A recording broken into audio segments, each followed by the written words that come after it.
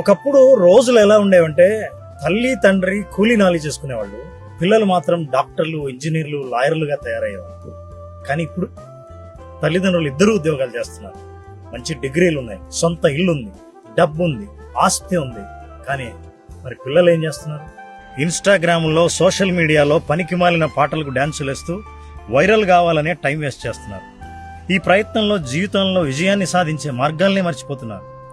ఏ ఊళ్ళో చూసినా, ఎప్పుడు చూసినా సరే చిన్నపిల్లలు పార్కుల్లో చేతుల్లో గేమ్లో ఆడుతుండడం, రీల్స్ చూస్తూ ఎప్పుడూ ఫోన్ వాడుతూ ఉండడం కనిపిస్తుంటుంది.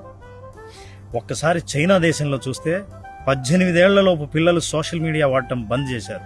ఆ వయసులో శారీరక వ్యాయామం, కోడింగ్, ఆర్టిఫిషియల్ ఇంటెలిజెన్స్ వంటివి నేర్చుకుంటున్నారు. అక్కడి తల్లిదండ్రులు మొబైల్ ఫోన్ పిల్లల్ని దూరంగా ఉంచి మంచి ఆటలను ఆడిస్తున్నారు. ఇక్కడేమో తల్లిదండ్రులు ఇద్దరూ పనిచేస్తున్నారు కాబట్టి పిల్లల్ని నిశ్శబ్దంగా ఉంచడానికో, భోజనం తినిపించడానికో మొబైల్ అలవాటుని చేస్తున్నారు. ఇప్పుడు హై స్కూల్ రోజుల్లోనే పిల్లలు రోజుకు 4-5 గంటలు మొబైల్ పైనే గడుపుతున్నారంటే నమ్ముతారా?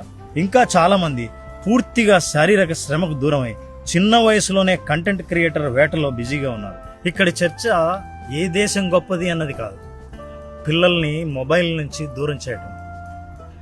రీల్ జీవితం కంటే రియల్ జీవితం గొప్పతనాన్ని చెప్పడం, మొబైల్లో కంటే మైదానంలో గడపాల్సిన అవసరం గురించి చెప్పడం.